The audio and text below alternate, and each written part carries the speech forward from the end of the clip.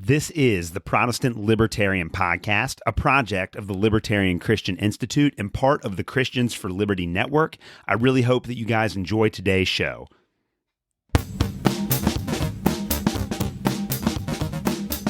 All right, guys, welcome to another episode of the Protestant Libertarian Podcast. My guest today is Kara Smith. Kara is a libertarian from California, a CrossFit trainer, and a mother of three. She is also a co-founder of the Libertarian Party Christian Caucus, which seeks to promote the principles of Christianity within the Libertarian Party. We will be discussing both the Christian Caucus and the challenge of being a Christian and a libertarian in California. Kara, welcome to the Protestant Libertarian Podcast. Hi, thanks, Alex, for having me on. Really excited to be here and talk about all this stuff. Yeah, this is going to be great. So before we get started, tell us a little bit about yourself and your background. Well, I grew up in San Diego. I played sports my whole life, which took me to Hawaii for college. I played volleyball in college there. I stayed there for about 10 years total, played volleyball in college. Then I did some grad school and worked also as a case manager in a mental hospital. Then I came back to San Diego in 2015. Currently, like you said, I have three kids. I have a 7-year-old, a 6-year-old, and just turned 1-year-old. So very busy with that. And I'm back in grad school full-time, CrossFit coaching, trying to get to the gym myself and all the rest of that. That's a really busy life, especially the having three kids thing. I only have one and I feel like I'm always overwhelmed. Yeah, so it's a lot. That's big. So you're a libertarian living in California, and California is not a place that is known for liberty. So obviously you live in San Diego. Talk to us a little bit about what that's like, or you live near San Diego. Talk to us about what's that like, and then what's the experience of being a libertarian living in California? Well, actually, I'm pretty lucky. So I'm in San Diego County, but I'm in North County of San Diego, and it's very actually liberty-minded here. We're a little different also in North County compared to San Diego City proper, where there's, a lot more of the woke and mandate happy type of people. But up here, and in San Diego County, all over, including the South, we do have a lot of, people that have been fighting for liberty. We're kind of an anomaly in California, I would say, for one of the big cities where we actually have that vibe and that movement going, because I don't think that LA and San Francisco have anything like that. So it's not so bad, but it is California still, and we're still under the draconian policies of Newsom. And, our county board of supervisors was 3-2 the wrong way, keeping us, going along with COVID stuff a long time. But there is like-minded individuals here where I am. So that kind of is like a white pill for me, since I am here. Yeah, and you're involved in the Libertarian Party. So tell us a little bit about your involvement specifically in the Libertarian Party, and then what are some of the goals of your local LP affiliate? Well, I'm a dues pay member, both California and national, and I was formerly hosting North County social meetups and was secretary for a while. My main vibe has always been activism. Before I even came into the party, I was going down to county supervisor meetings. I was going to school board meetings, lobbying. I was helping out with our school choice movement. We were trying to get that on the ballot, doing table topping and stuff like that. So right now, after I had my baby that's now 1, I kind of had to pull back a little bit from everything, because it was just, we were talking about it, so busy. And it was kind of good, though, because I kind of started doing a lot of party stuff. And then I realized as I pulled back, I was kind of my heart isn't really in so much of the party stuff. I just kind of drifted into that, And I think I'm happy to be getting more back to the activism side of things and the really action-oriented side of things. And that's kind of where my heart is for stuff within the party. Yeah. So what are you guys focusing on within San Diego County? Well, one thing that's going on in San Diego County, I can't remember the numbers anymore, but we have so many libertarian registered voters. And it's crazy how many there are. And it just shows you people are fed up with the duopoly. They are freedom-minded here, but I can tell you, my brother's one of them.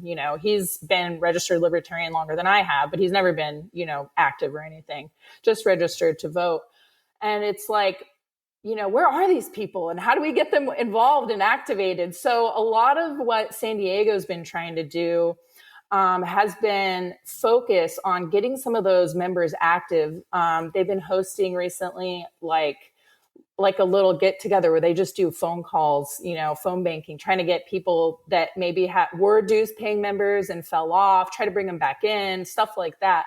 And I think that's a really good place because we're, other than that, it's a little bare bones. We have few people trying to do many things, which is kind of a common theme for libertarians, and then we get kind of frazzled. So I think that's a really good focus, as well as, trying to promote candidates. Like we helped out with school choice when we were trying to get that on the ballot. We promoted in a nonpartisan race a really liberty-minded candidate here for county supervisor. So those are kind of the main things. Yeah, you might not know this off the top of your head, but just taking an educated guess, what would you say the makeup of Democrat to Republican to Libertarian is in San Diego County?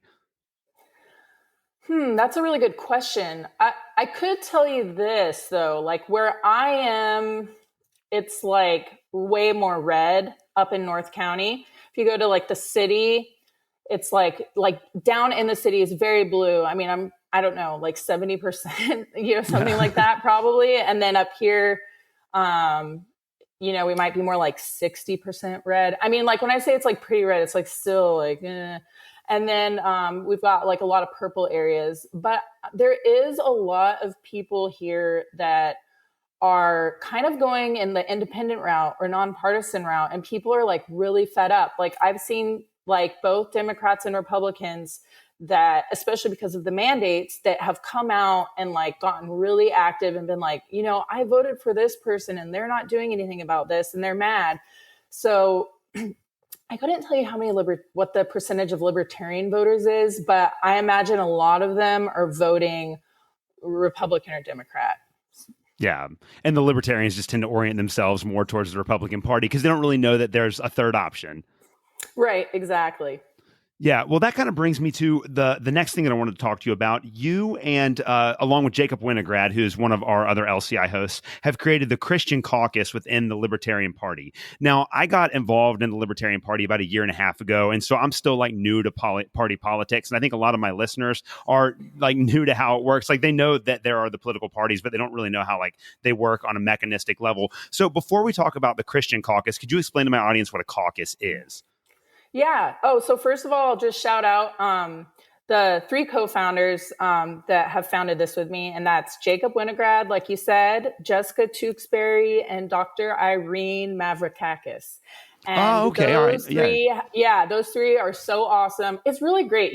When things it feels like when you're going down the right path, things happen in a good way. And we all have different gifts, talents, and abilities. And it's turning out to be a great core team to get this going. So a caucus, which I didn't really know either until I came into the party.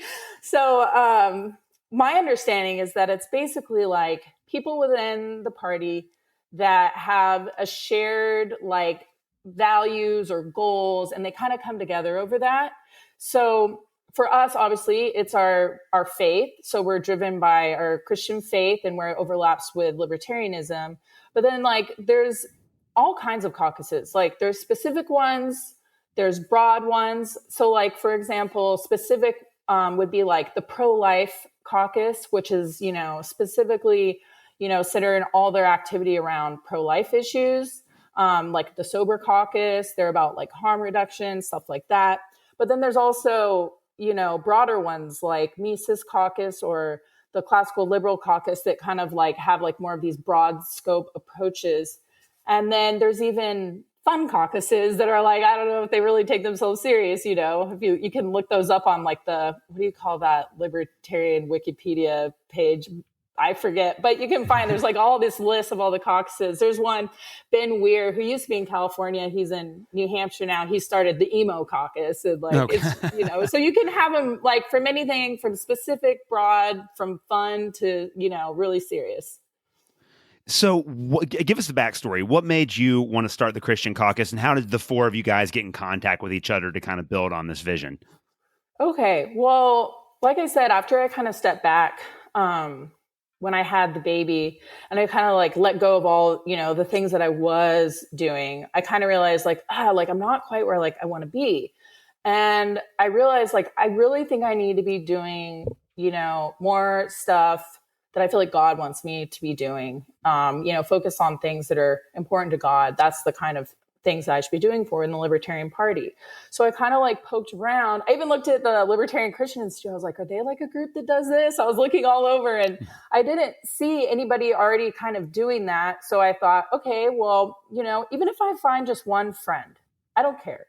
Or if it's a group of people, whatever happens, I just want to find some like-minded people that want to, go after things that are important to Christians, within the liberty movement. So I kind of like started reaching out. I mean, like I had followed Jacob on Twitter and I had some mutual spaces on like Discords and stuff with Irene.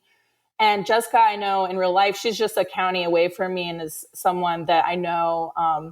She, since I first came in the party, has always like kind of helped me like figure things out because it is hard to figure out all this stuff. Like you said, it's like, what is a caucus, So she was someone that was always really helpful. And I know that she's a Christian and very into action-oriented things. And, I kind of was like reaching out and I found them as the people that were interested and like ready to go. And they're amazing.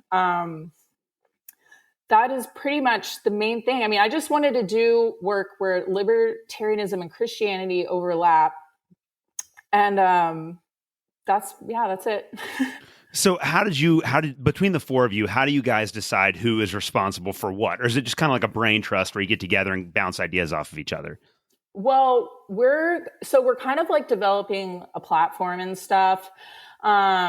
We are kind of like all bringing ideas, and then like all kind of have like a final say just so we can kind of have like, if like there's too many heads, it gets to be like confusing. But for the most part, we all have the same vision and like goals for the caucus. So it's pretty easy. And it's not like I just want to like come in and be like, okay, guys, this is what we're doing and this is how we're going to do, because one of our values, is like libertarians is decentralization. And I think it's good if people in the caucus can like come up with ideas or do things in the name of the caucus on their own, but as well as us having like a couple like focus points that we're doing with everybody.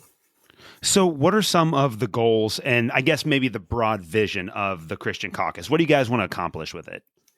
Okay, so that's a good question. So we've done some thinking about this, and our platform is not like fully written out, but like the brainstorming and like writing down some of this stuff has already happened. So one thing would be political action. Another is promoting voluntarism and also outreach. Yeah. So for engaging in political action, like I said, it was like ballot measures, referendums, and lobbying. Our mission is to faithfully and obediently follow Christ where Christianity and libertarianism intersect. So for outreach, we want this to go in two directions. For one thing, we want to, bring our values to the world and even libertarian ideas to church. Like I helped form like kind of a biblical action ministry at my church. And I'd like to help other people who want to do that as well at their churches. It's something that's actually pretty popular in California. We have a lot of these. Like Jack Hibbs at Calvary Chapel, Chino Hills, they have what's called Real Impact, and they're like super active and get a lot of good stuff out there, legislation for people to take action on it and stuff like that. So I'd like to see if people want to bring our libertarian goals like into a ministry like that in their church. In addition to that, like we'd like to see Christianity be kind of like present more in the Libertarian Party and, demonstrate Christian values and promote Christian values. Another thing is for voluntarism, we want to like emphasize the responsibility side of things, because I think oftentimes, like in the Libertarian Party, we can get so focused on like all the, freedom we want, which we do want, but we also need to think about the things that are going to replace the state. And we need to like help promote those things because it doesn't really work without that voluntarism side and the promotion of, things in communities. So we promote like communities, families, we promote things, like pregnancy crisis centers, things that can like help people on the other side once the state is out of the picture. Yeah. And voluntarism, just for people that aren't familiar with the term, could you define that real quick for the audience? I don't know if I'm like the best person to define it, but I like kind of just like intuitively know what it is. It's just basically, it's kind of what I was talking about, where you're doing things by your own volition. It's, like things are taken care of instead of either by force from the state, forcing you to, give to them for them to give to people. It's like where people mutually take care of each other and the issues that come up in society. That's how I would understand it. Yeah, that sounds really good. So basically, people are just like volunteering to do the kinds of things that unfortunately we have as Christians relegated to the state, which are actually like our responsibility as Christians. For sure. Yeah. Yeah. So I kind of want to talk so it sounds like the Christian Caucus is going to go in two directions. So you want to have a libertarian impact on churches, but then you also want to have the church to have an impact on the Libertarian Party. So I kind of want to talk about those two real quick. Like what sort of role do you see, or I guess based on your context in California, and I know that the four of you that are starting this caucus are all over the country and you probably represent a lot of different social and political contexts. What do you think the potential for success is in your church bringing libertarian ideas to the people that go to your church on a regular basis, or I guess maybe to Christians in general? Do you think that there's a real potential for American Christians to be open to libertarian ideas? Oh yeah, I definitely think so. I would say like all the churches in my area that have these type of like action ministries that are like politically active, while they're kind of like right-leaning, their main thing is really freedom. I mean, that's kind of the thing that made all these things pop up, all these ministries, because people wanted the churches to be open and they didn't want to be told what to do. And, they want to be able to parent their kids how they want, not have things in school without consent. So a lot of this is compatible already with libertarianism. I just think like a lot of people that are, consider themselves like Republican that are like in the churches, that's because I think they're just misguided. I think once they understand, hey, you don't want to do a top-down rule about the morality issues, because what are you going to do when the other guy has power? You're not going to have power forever, even if you get it for a little while. So we need to do this a different way. And I mean, to me, that's what convinced me. So I don't know. It seems like if we could just talk to them more and get in there and be a part of these things, we can help steer that direction, because I think they're ready. Yeah, I completely agree with you. And I really do feel like there are so many Republican voters that all they know is the label Republican. Like philosophically, they're libertarians, but they've just never heard that label be applied to their political philosophy. Oh, you know what I would even add to that, because I talked to my dad a lot about it, because I feel like he like lines up so much with libertarianism. And one of his things, and other Christians that I've talked to, has been, well, for one, they just kind of have this outdated vision of what we are, like these pot smoking hippies that just, like just everything goes. But, which is kind of cool. That's what I used to think of the Libertarian Party. And it's more hospitable now, I think, to people that are Christian and are religious. There's more people that do have like conservative style values, but embrace libertarian philosophy, which I think is great, because I don't think it used to have that. And what was I going to say? I had something I really want to say about that. Oh yeah. One more thing about that is I think it's great that they took out the plank about abortion, because that for most Christians was just a hard line. I won't join the Libertarian Party because their stance on abortion. And, now that was taken out, I think it really opens up the door for Christians. We kind of just need to get the word out that, it's changed. Yeah, and I think that's one of the things that's really unique about the new Libertarian Party, is that with respect to abortion, and then immigration is another one where libertarians have very legitimate differences on how to understand those political positions. I think the party made a really smart decision kind of depoliticizing those issues within the party, because it does create more of an open tent. Whereas with the Republicans and the Democrats, I feel like there's always this push to embrace every single policy platform that those parties are pushing forward. So I'm loving that the Libertarian Party is trying to be more inclusive when the other parties are not. And so I guess that leads me to the second part of that question. So what do you think are the prospects for, and you kind of alluded to this a second ago, but what do you think the prospects are for helping, maybe not, the goal is not to convert other libertarians to Christianity, but helping them understand the Christian perspective? What do you think the prospect is for that within the Libertarian Party? Well, it makes sense to me. I mean, Jacob is doing our social media right now. He's like really busy, so I really appreciate him taking that on because he's got a lot of other stuff on his plate. But he's really good at getting the message that we kind of stand for out there. And I think that's like a good thing for us to have, to kind of show people that, you don't have to be a Christian nationalist, authoritarian, whatever.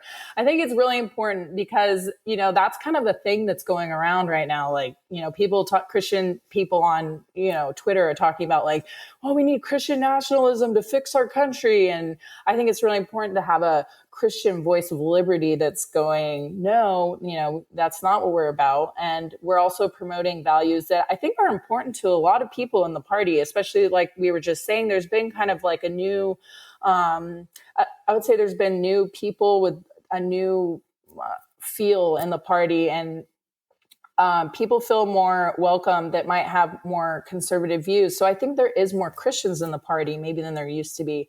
And I'm glad that we have a space for Christian libertarians now that want to do, like, just like I felt like, before, when I started reaching out to people, is that they're going, okay, I want to work for liberty, but maybe perhaps like, my main goal isn't to legalize weed. Maybe I want to work on defunding Planned Parenthood.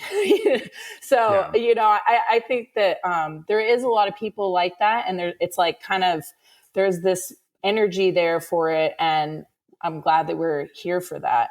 And then on the other side of that is, I think that there's these different groups that are primed to be exposed to libertarian ideas, like medical freedom groups. I mean, that's huge, even before COVID, because, I have friends that are moms, and I see other moms online that are talking about, they didn't want to vaccinate their kids, and they're making it illegal to go to school unless they're vaccinated, like way before COVID even. And, all these people, like, they're primed to be exposed to our philosophy and come into the party. And I think a lot of them happen to be Christian too in the medical freedom movement. So I'd like to see us kind of connecting with them and bringing more of those types of people in, that I think the Christian caucus is in the best position out of the types of caucuses there are right now to bring them in. Yeah. So one final question on the Christian caucus before we switch gears a little bit. What is your approach when you are talking to people that are at your church that you think might be libertarians but just don't know it yet? How do you deal with issues like prostitution and like marijuana and things like that? Because I remember for me, like when I started self-identifying as a libertarian, I was reading Reason magazine, and I would read the articles that they would publish, and I would be like, as a Christian, well, like, you know what? I guess like as a libertarian, I guess I kind of like am in favor of like decriminalizing all of these things. Like, I don't think that they should be illegal, but I'm also very uncomfortable with all of them morally. And over time, you just kind of learn to live with that. Like in a free society, people are going to do things you don't agree with, and you just have to learn to get along, How do you make that case to Christians who maybe that's the sticking point? No, it's like you said before, the stereotype is that libertarians are Republicans that smoke weed. All right. So how do you convince these people that it's a little bit deeper than that? Well, for one thing, I mean, I could just point out things that people used to point out to me, for one is, how has that been going with all the drugs being illegal? I mean, is it working? I don't think it's working. Things are just getting worse and worse. So I don't think laws are really the thing to fix it. On the other side of that, though, I'll say that I don't think that repealing all the drug laws is going to just solve all the problems. I think it might solve some to an extent, but I do think it's kind of naive to say, end the drug war and then everything's going to be solved. And I'm like, well, addiction's a little different than that.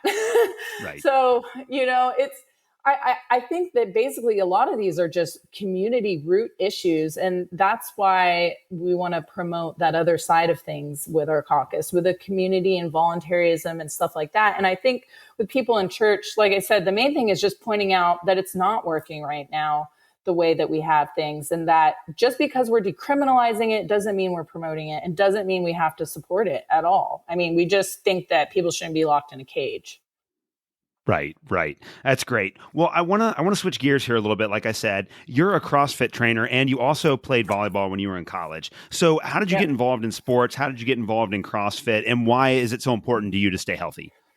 Okay, so I love talking about CrossFit. If there's one thing you know about CrossFit, it's like the first rule of CrossFit is talk about CrossFit. So some people might cringe. And let me tell you, I used to cringe when people talked about CrossFit. I was like, oh my gosh, what, you're going to like lift weights fast? And I just thought it was hilarious to make fun of them. And then I just decided to try it and I fell in love with it. So I did play sports my whole life. And when I did try CrossFit, I was like blown away because I was an adult, you know, and I found kind of like this team feeling, but competitive, like, you know, where you're really pushing yourself thing that I hadn't experienced since I played team sports. And it's something that if you grew up your whole life playing sports, you do kind of miss it when it's not in your life anymore. It's just something that you always had. So I was just in CrossFit for a while and I loved learning about it. And I've always enjoyed doing like, you know, leading groups and coaching, that kind of thing. So I just got certified. I got the L1 and then I got the L2 and I've been coaching.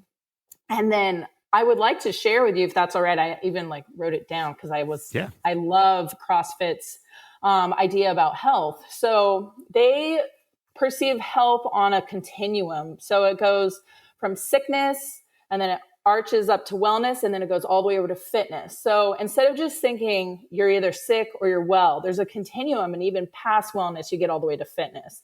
So the reason it's important to be fit, it's like the highest form of health, is because say like when COVID happened and everything shut down, or you're exposed to something like that and you can't do anything. Well, maybe you like get sick. And if you're like really healthy, you know, you've got great blood pressure, muscle mass, low triglycerides, stuff like that, you're going to move down maybe from fitness a little bit down towards wellness. But if you're only barely at wellness when something bad happens, you know, to your health, you're probably going to be moving down towards sickness. So it's kind of like a nice way to think about this and conceptualize it, is the continuum that starts, you know, all the way down at sickness, but goes past wellness and all the way to fitness.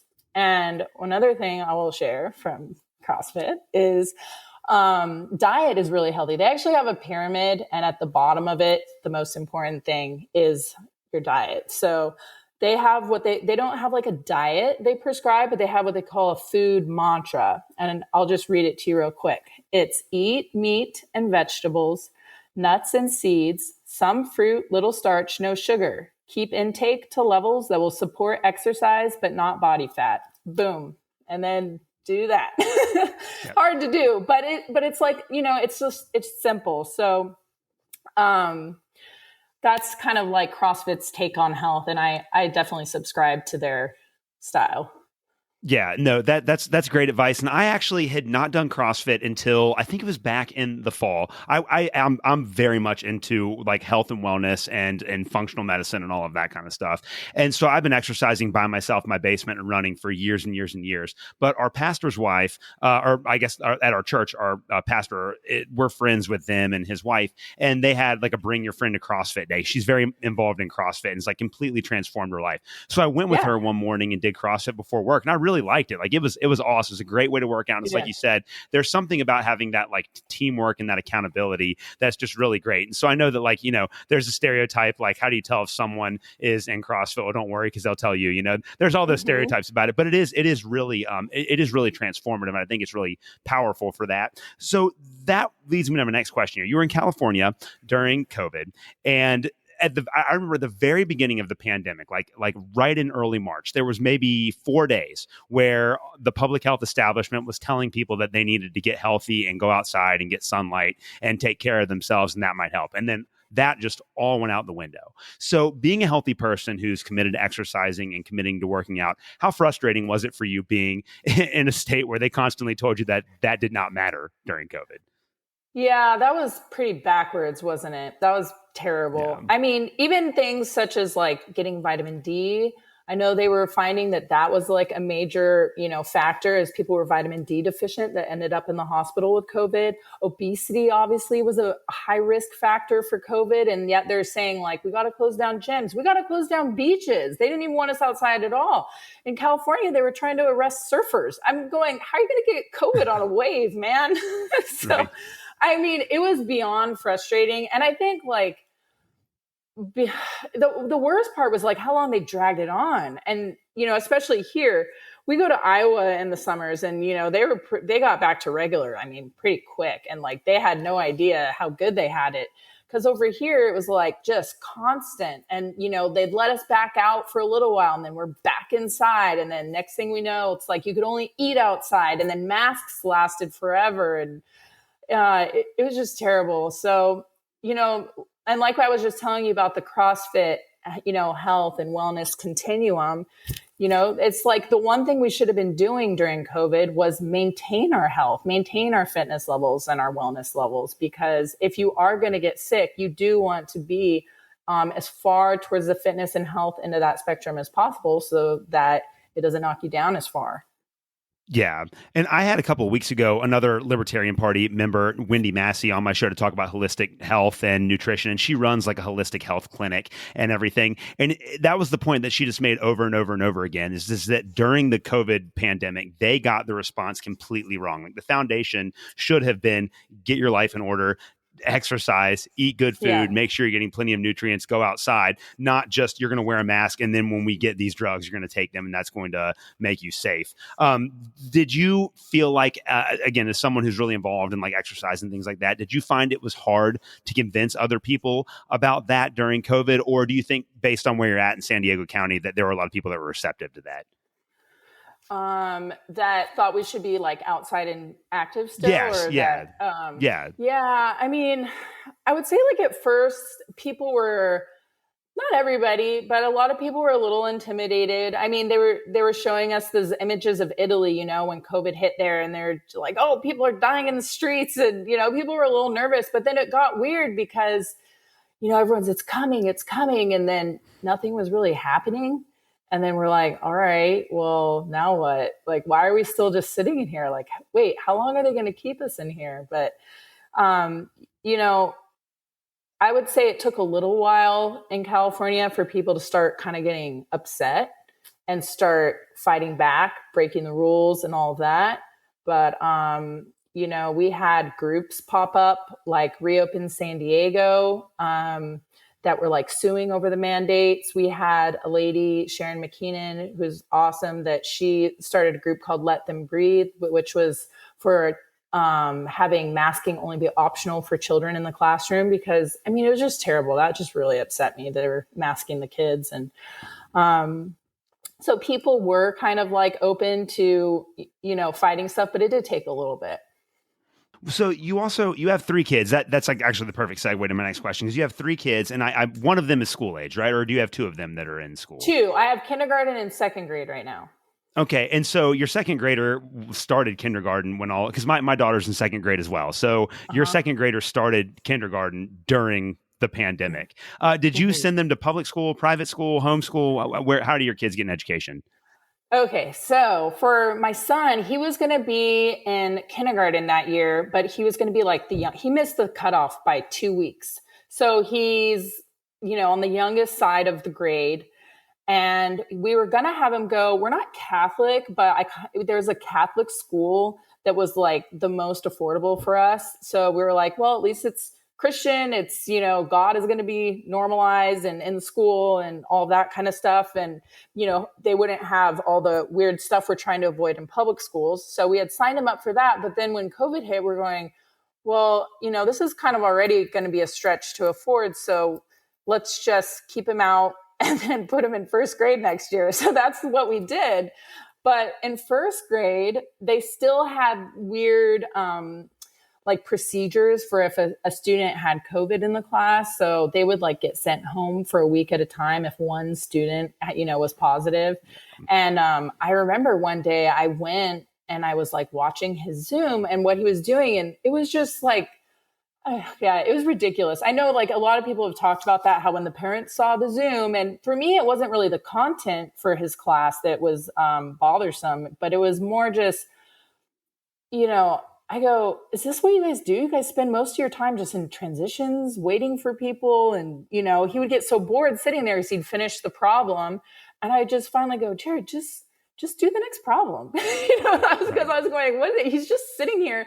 And then he gets so like bored, just staring off into space, waiting. And then they, finally go, okay, let's do the next problem. And I go, I get to do this whole school day in 15 minutes. So, that's kind of, and my kids are in public school right now. And the school district we're in is pretty good. But, it's going to take like one thing, I think, to get them out. And on top of that, I'm not vaccinating anymore. I was never really against vaccinations. I don't know, just the way everything went with COVID, it's kind of awakened me to the process, and they don't really have our health in mind. And it's all just driven by money and power. And I'm just going, you know what? No more vaccines for my kids. So at a certain point, they're going to have to be out. And I kind of have this goal of, by middle school, I don't know how I'm going to do it, but it's like, seems like that's when things start getting pretty bad in the schools. Yeah, I completely agree with that. My wife and I are on the exact same page too. We saw through all of the pharmaceutical industrial complex nonsense during COVID as well, and that's a big sticking point for us. Fortunately, we live in Kentucky, which is like a super Republican state, so we don't have to be as worried about it as you might in California. What are the schools like throughout California? And I know that one of the platforms that you said earlier in the show that your affiliated Libertarian Party has been really promoting is school choice. What's the prospects for turning the schools around in California? And are they as dysfunctional across the state as we have been led to believe outside of California? Oh yeah, they're bad. And they're not telling us what's going on in there. I can tell you that. Well, like for example, we moved to another place in North County since he was in first grade, but my son's first grade class, and like, I really liked his teacher and everything, but next door to his class, there was a sign on the window, and I'm going, okay, he learned to read this year. So, this is in his face. And it said like LGBTQ, gay, queer, and questioning safe space. I'm going, he's in first grade. And like, and I'm just, it's an agenda, because it's like, could it just be a safe space? Why do you have to put that?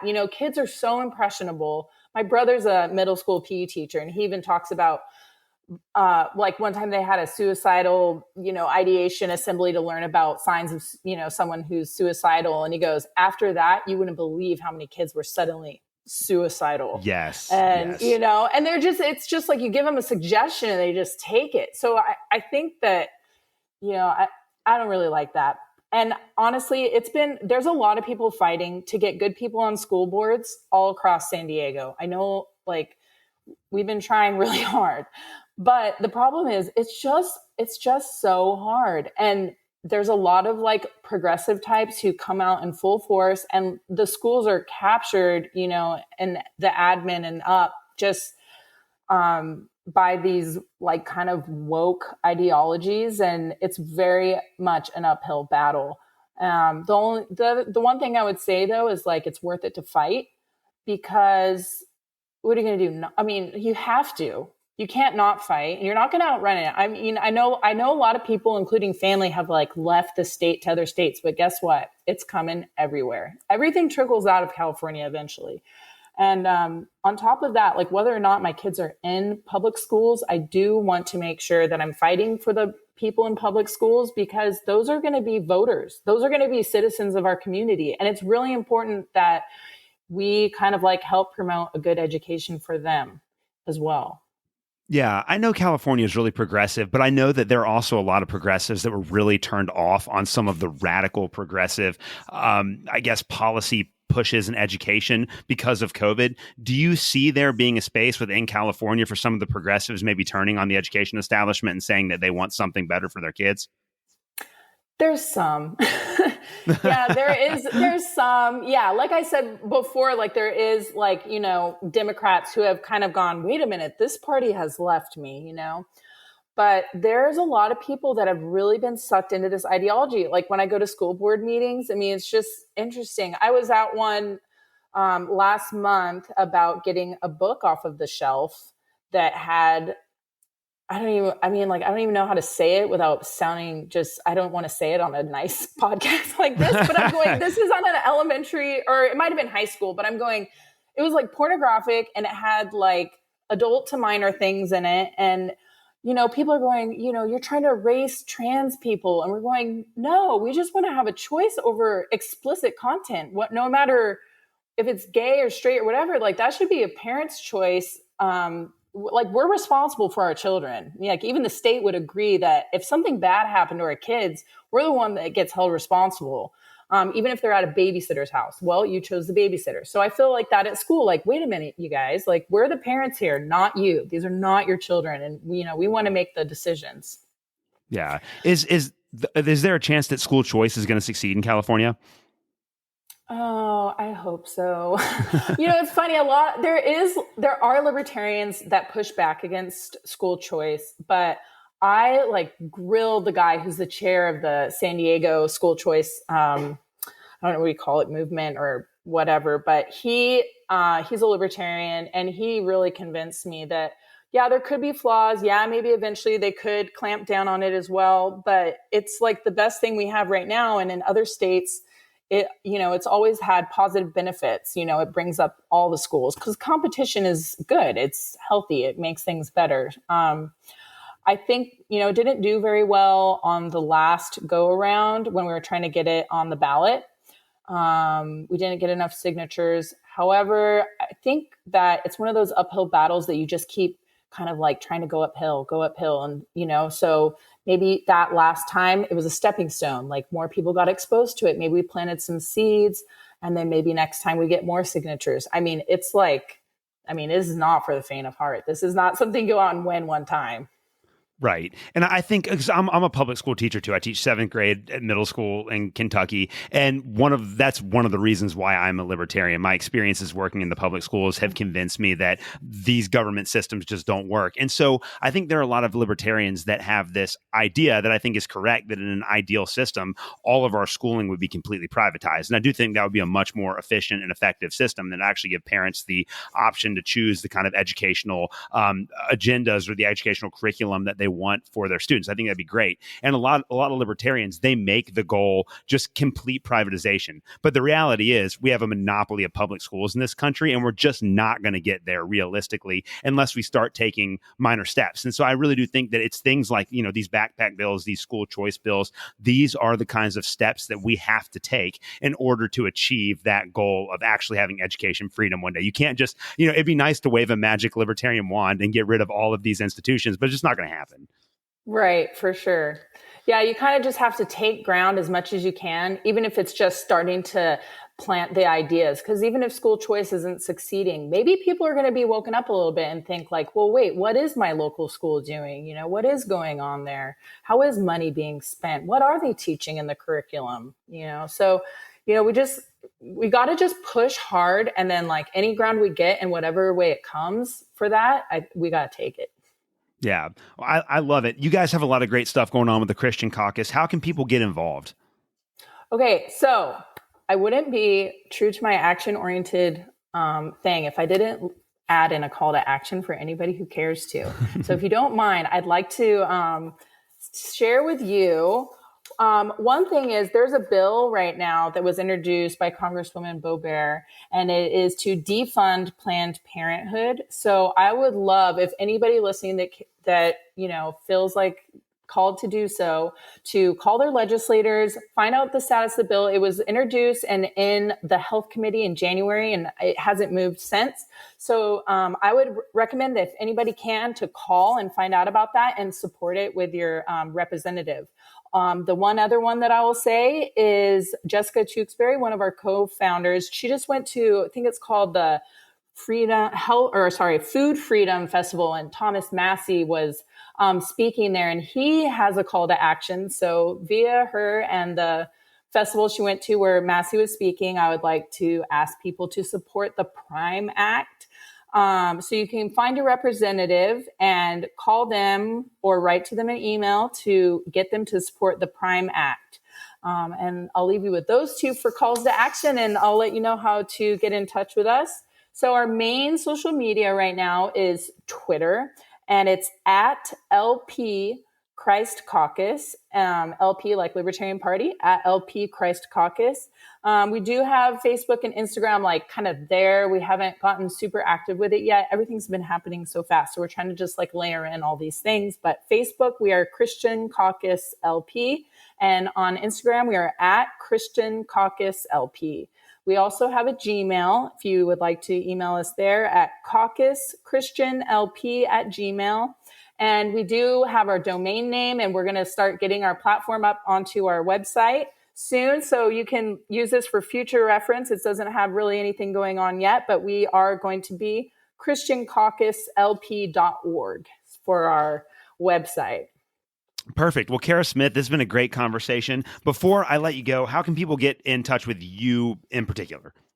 I guess on Twitter would be a good place. And you're welcome to ask for the Discord link if people would like to join our Discord for the caucus. There's a lot of good conversations about the Bible and political action in there. My username for Twitter is Kara Francis 808, and Francis is with a CIS. All right, perfect. Well, Kara, thank you so much for coming on the show today. Thanks for having me. Thank you for listening to another episode of the Protestant Libertarian Podcast. If you have any questions or comments, please reach out to me at theprotestantlibertarian@gmail.com. You can also find me on Twitter. You can follow me at the handle @ProLibertyPod. Again, that is @ProLibertyPod. And you can also visit me at theprotestantlibertarianpodcast.com. At theprotestantlibertarianpodcast.com, you can also support the Christians for Liberty Network and the Libertarian Christian Institute. Thank you guys so much for listening to this episode, and we will see you next Tuesday.